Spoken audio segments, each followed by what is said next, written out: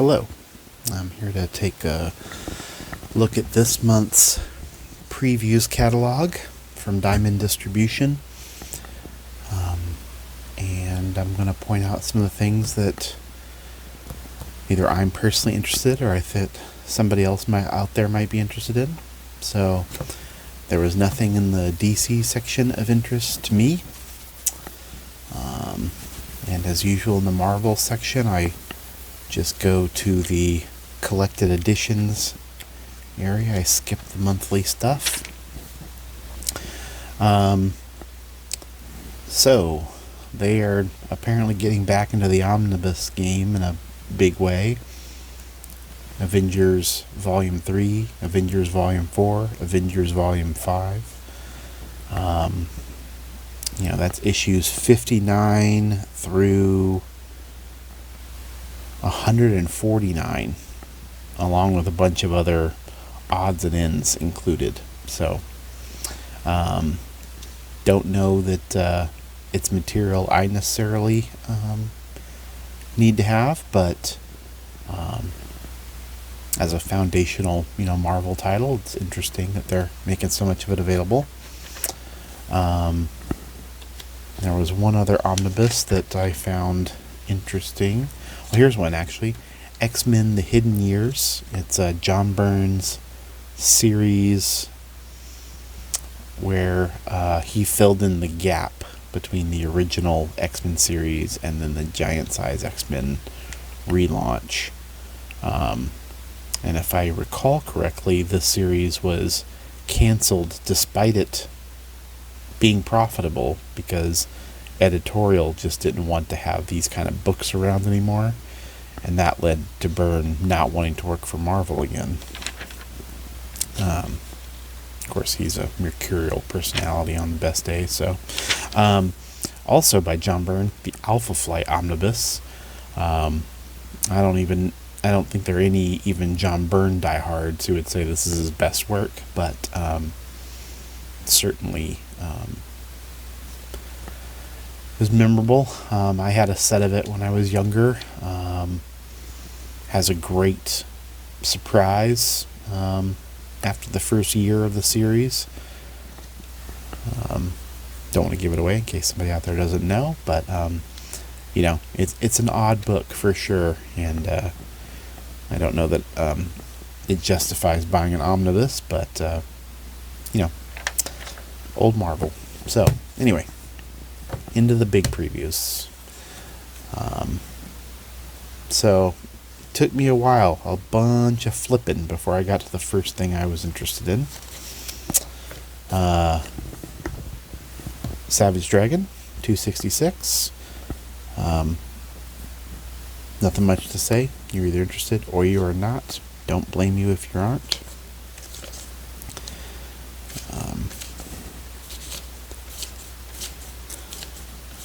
Pardon me while I page. Alright.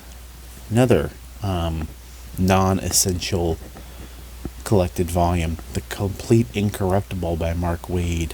Drawn by Peter Krause. This was a spin-off of his Irredeemable series. I remember thinking this stuff was pretty fun. I can't say it holds too much in my memory, but there you go.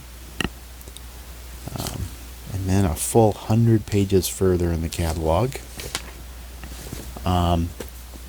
Talked about this a couple months ago. Mother Nature, written by Jamie Lee Curtis and Russell Goldman. More importantly, art by Carl Stevens, longtime cartoonist. This is the direct market edition. I don't know what the difference is. I already ordered it when it was previously listed in previews, so I thought I would point it out again. This one, I have not read the first volume of Animal Castle, but here's Animal Castle Volume 2, Number 1. A lot of people, especially people I follow on YouTube, loved this series, so I thought it was worth mentioning.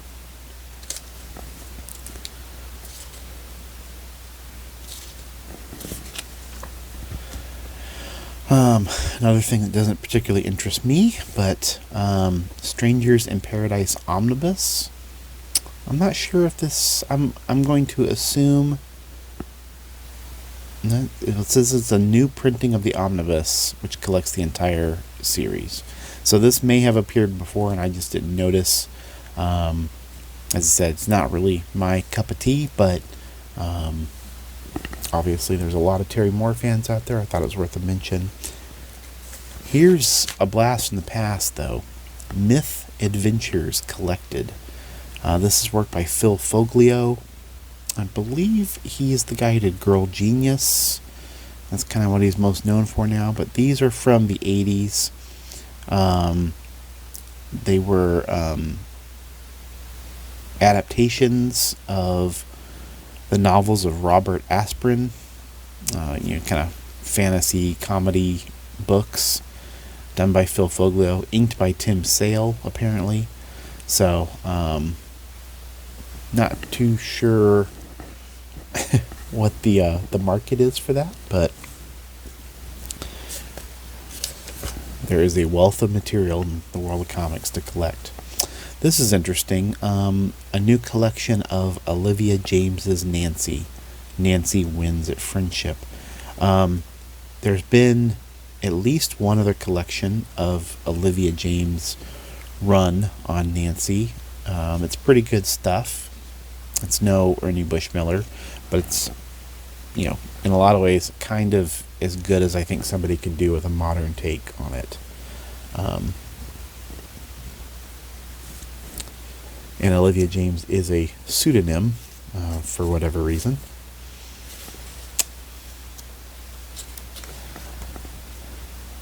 Let's see what we got here. From Avery Hill Publishing, Pet Peeves by Nicole Gu. It's a horror graphic novel. Nicole Gu is a wonderful artist, and I'm struggling to remember what she's drawn before. And I don't know if she's done writing and drawing before on a finished book. She usually works with a guy named Dave Baker. That, at least in the sense that I'm aware of her. So that's one I will keep an eye on. From a company called Black Dog and Leventhal, which I'm not familiar with. Impossible People by Julia Wirtz. And this is the subtitle is A Completely Average Recovery Story.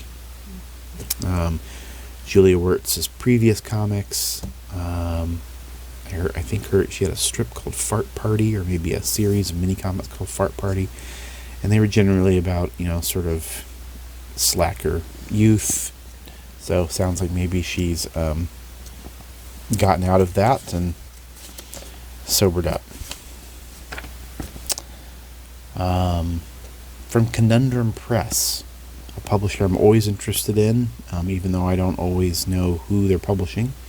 This book, Adherent, is by Chris W. Kim, a name that sounds very, very familiar to me, but I'm having a hard time placing what they may have done.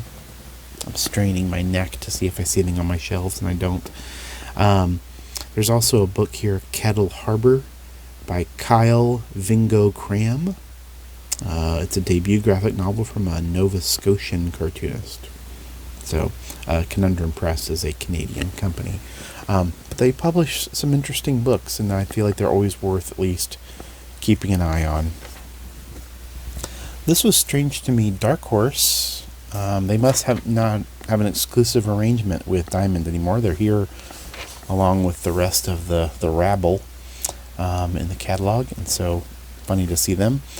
Creepy Archives Volume 2, written by Archie Goodwin. Art is by Frank Frazetta and various. I see Alex Toth, Gray Morrow, Reed Crandall, John Severin, and more. So it's another 5 issues of Creepy collected. Collection works out to about $5 an issue. Not too bad. So still haven't seen the first volume though, so I can't comment on how well done it is. Also a new Gru collection, Gru, Gods Against Gru. This 4-issue miniseries hasn't wrapped up yet. I actually just bought the 3rd issue today. We'll never miss the opportunity to recommend Gru. Here's The Legend of Luther Arkwright hardcover. I believe this is the 3rd Luther Arkwright book, and I believe this has already been solicited. I don't know if that was in a different format. But anyway, I'm a huge fan of Brian Talbot, and even though I probably am a little less enthusiastic about Luther Arkwright than a lot of people, anything by Talbot is a must-read for me. This book, Merry-Go-Round, written by Sergio Rossi, and the art is by Agnes Innocente. And it's based on a play by Arthur Schnitzler. He's the writer that Eyes Wide Shut was adapted from a book of his. Anyway, it's just a graphic novel by people I've never heard of. I'm going to assume it's a foreign translation, but I could be wrong about that. Drawn and Quarterly, Brooklyn's Last Secret by Leslie Stein. This is apparently her first full-length fiction. So most of her stuff has been sort of slice of life, autobio stuff. So this is going to be, it's an almost 300-page book. So that sounds very intriguing to me. Her art style is incredible. She makes beautiful looking stuff. So I definitely recommend checking her out, if nothing else, just to take a look at the pretty pictures. And they've got some new printings of a bunch of things they've put out in the past. Epicenter Comics, kind of an interesting publisher, publishing Euro stuff over here. Alvar Mayor, Volume 2, Ominous Wind, written by Carlos Trio, and art is by Enrique Brescia. And this is book 2 of 4, apparently. I really appreciate them saying that, actually. But it's beautiful looking stuff, as you would expect from the younger Brescia. This other one is Mr. No, Atlantic. And I have not read any Mr. No.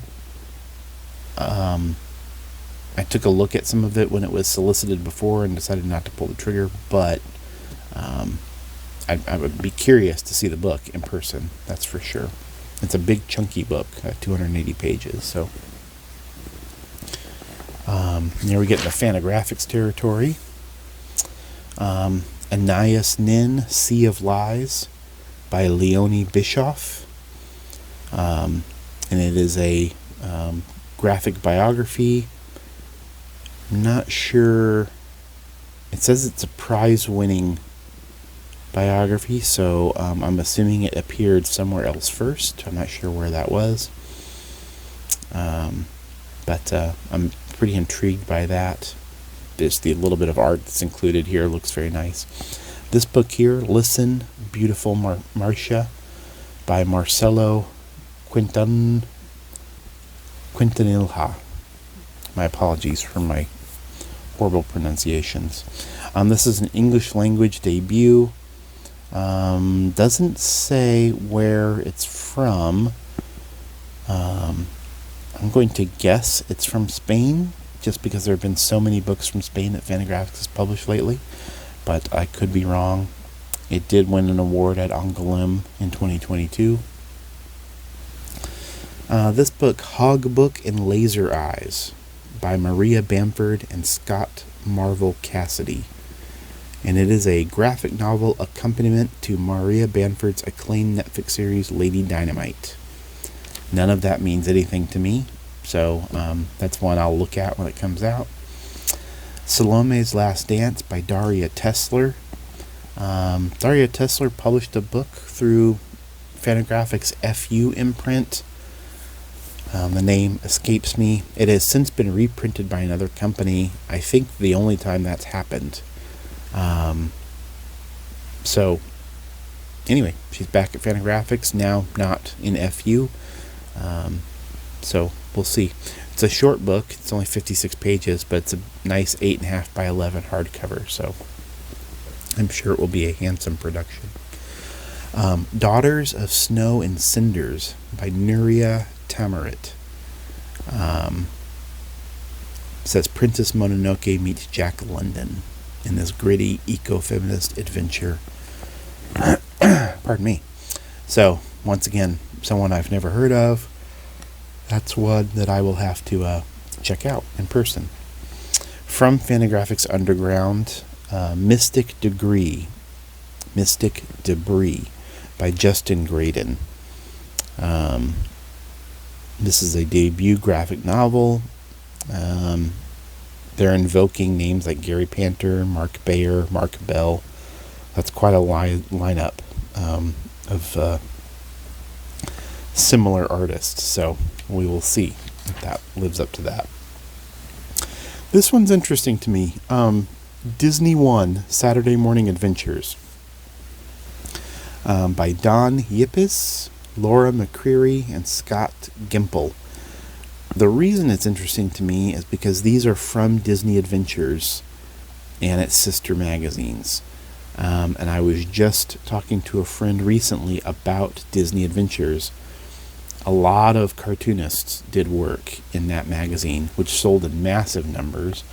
Bone was serialized in Disney Adventures, and the nature of that magazine, that it was sold to kids, means that they're very hard to find. A lot of them probably just weren't kept. They were probably in bad shape. Much like Nickelodeon magazine, just very hard to find this stuff. So, interesting that some of this stuff might start getting collected. The only name I recognize is Don Yippis, who's done a lot of Disney work, Duck Comic stuff.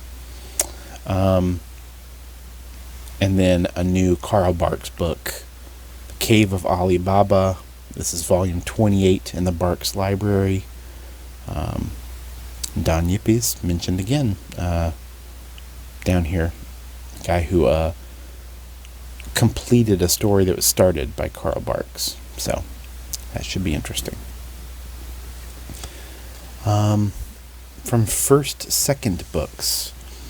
Here's a book called Squire and Knight Volume 1 by Scott Chandler. Looks like it is a either young adult or for younger readers, kind of medieval book. And, I'm going to go ahead and say fantasy, since it looks like this is a dragon right here and a dog skeleton. I have read some of Scott Chandler's work, and he's a fine cartoonist, so might be one to check out, especially if you have younger readers. Tegan and Sarah Volume 1, Junior High. The reason this is of interest is art is by Tilly Walden. It's also 304 pages, which is massive, so kind of curious to see what that's like. I don't care about Tegan and Sarah at all. No offense to any other fans, but I am interested in Tilly Walden, and so I would like to see what that looks like. From Floating World Comics, Santos Sisters number 4. It's pretty amazing that, the first issue came out a long time ago, and I feel like 2, 3, and 4 have come out at a pretty decent clip, or been at least solicited at a decent clip. So, anyway, Santos Sisters. If you've tried it and liked it, I assume you'll keep liking it. If you don't like it, then I doubt you're going to change your mind. From IDW. Where am I looking? So, this miniseries continues. The Teenage Mutant Ninja Turtles miniseries crossover with Usagi Yojimbo, Where-Win. And it is all done by Stan Sakai. I assume that it will be collected together, though I'm not sure how that all shakes out. I know Stan Sakai's leaving, but he tends to leave books behind with publishers as long as they maintain them, so I have no reason to believe he's not going to do that this time. Here is the gem of this month. Well, one of the two gems. This is the high-priced gem. Carl Barks Comics and Stories Original Art Edition. This is published by Kim Weston, who's also listed as one of the writers. I assume maybe does an introduction or something. Don't know who Kim Weston is. Very interested in this book. It's 14 by 20, 108 pages. So I don't know if these are going to be full-sized. Looks like they are going to be full-sized from his art. So, yeah, 20 inches tall, which is pretty damn tall. Weighs over 5 pounds. What's remarkable, one, is we're getting this Carl Barks Artist Edition. That's amazing. Also, price point, $100, much cheaper than IDW. Not quite as thick, maybe, but pound for pound, basically a higher level talent. I was trying to think of a nice way to say it, but Barks is unequivocally one of the greats. So that's amazing that's happening.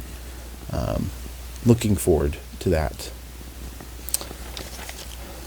Going in 100% the opposite direction.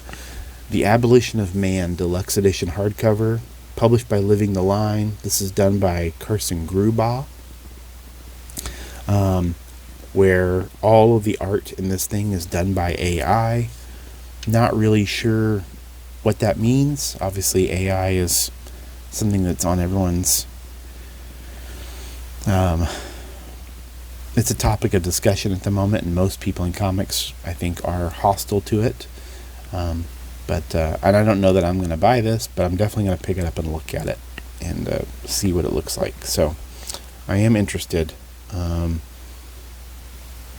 So we'll see. One of the quotes here is from Dave McKean, a guy who has used all kinds of different technology working to create his art.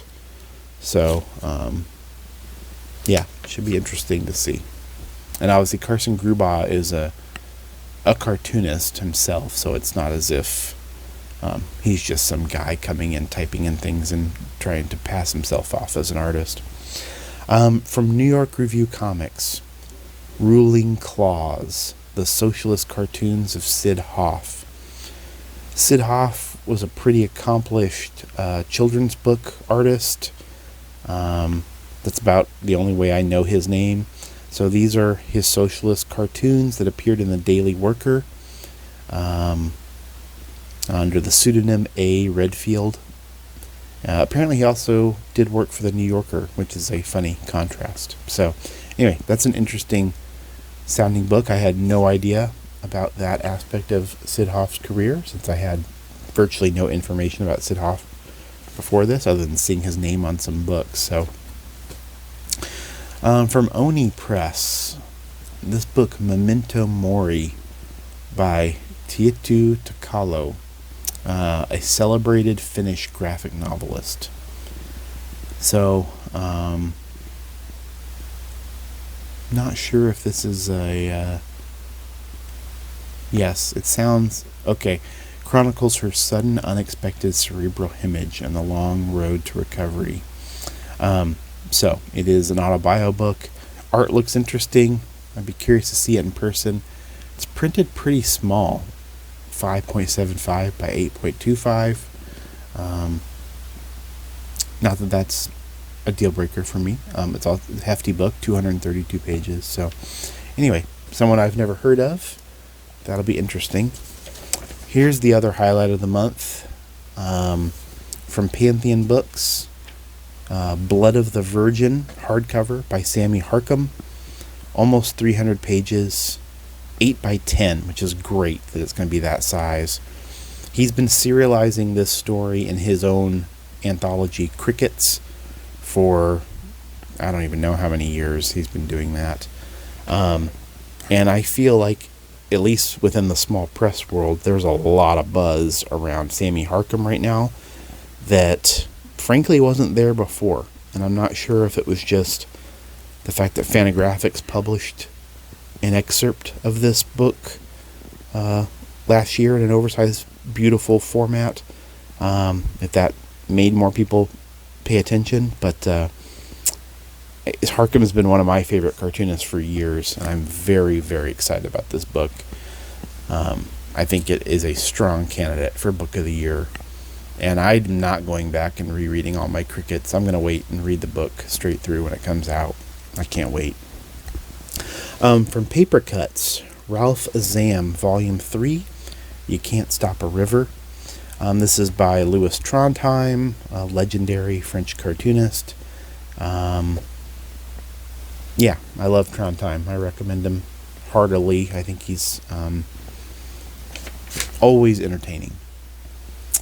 I haven't been keeping up with these. Smurf Tales, Volume 7. The Giant Smurfs and Other Tales. Now, Peyo is listed as the creator here. He is the creator of the Smurfs. But, one, it doesn't say what the size of the book is, what the dimensions are. So that's interesting. It's available as a softcover or a hardcover. And I'm going to assume it collects 3 of the smaller Smurf stories, since I think that's how the other Paper Cuts collections have gone. I'm a huge fan of Peyo's Smurfs. I think they're really enjoyable comics and frankly underrated. I'm not saying that they are as good as Tintin or Asterix, but I'm also not saying that they aren't not as good, So for me, I'm a huge fan of that work. I find it very enjoyable. From Rebellion, Judge Dredd, The Complete Case Files, Volume 19. I'm not sure. I mean, it's not listed as a reprint, though clearly they are now about 20 volumes ahead of this, so I'm assuming it is just a reprint, but thought it was worth highlighting. What else we got here? From Secret Acres, 2 a.m. Eternal, by Eric Kostiuk Williams. And that's a name that's familiar to me, and I cannot remember why, and I didn't bother to go look. But it's a hefty book, and it looks like it is comics and posters. Captures a decade of nightlife in Toronto's queer community. So, from Self-Made Hero, here's a graphic novel called Ermina by Barbara Yellen. A friend pointed this out to me, and I told him the book sounded familiar, and that's because it was previously solicited. It doesn't say when, but it was previously solicited. So, anyway, big, hefty book about a young woman dealing with the rise of Nazism in Germany. So, that's one I'll take a look at in a store, maybe, and see what it looks like. From Soaring Penguin Press, Blessed Curse by Mario Caesar, or Cesar. And so this is a memoir about undergoing conversion therapy in Brazil, what it's like to grow up gay in Brazil. So the main reason I noticed this, it's an interesting sounding book, but Soaring Penguin Press is the publisher that publishes Strangehaven at the moment. The Gary Spencer Millage series, which got a lot of attention last year because a YouTube channel spotlighted it. So that made me look at that, and it does sound like an interesting book. From Tomorrow's, Comic Book Creator, number 31. It's a spotlight on Graham Nolan, a fine artist that I don't have a ton of enthusiasm for, but I think that Comic Book Creator is a pretty fun magazine. Always worth picking up. From Uncivilized Books, Damnation Diaries by Peter Rostovsky. And I'm mentioning this purely because it's published by Uncivilized Books. I've never heard of this cartoonist, don't have any knowledge about this book at all. I'm curious. Uncivilized Books has pretty good taste, so I'm curious to see what that looks like. From Whatnot Publishing. I had heard that Whatnot had already gone under. Maybe I'm wrong about that. Or maybe whoever I heard it from was wrong. I know they took over Heavy Metal, but I heard that they were basically collapsing right away. I think I mentioned this last month, the series Astrobots, written by Simon Furman, the premier Transformers writer, I think for most people. So anyway, curious to see if this stuff actually comes out. Side note to that, there was a robust section from Aftershock, the company that has filed for bankruptcy and screwed a lot of their creators, so curious to see if that stuff ever hits stores too. Manga, very light. The only book I noticed was Mao Volume 11 by Rumiko Takahashi. It continues to chug along. So, not saying that there aren't any other good books, but it's the only one I'll be picking up. So, anyway, a little light on the exclusive publishers, but when I got to the back of the catalog, there was a lot of stuff that was, at the very least, of interest, which is a good sign, because I know a couple months ago I had a friend asking me if, he thought that the small press world might be in trouble because there was less stuff, and I was hoping it was just a down part of the year. And I think maybe it is. Things seem to be ramping up a bit for summer. So anyway, there's another look at the previews. If there's something that you're interested in, let me know. Or if there's something you think I should have talked about, let me know that too.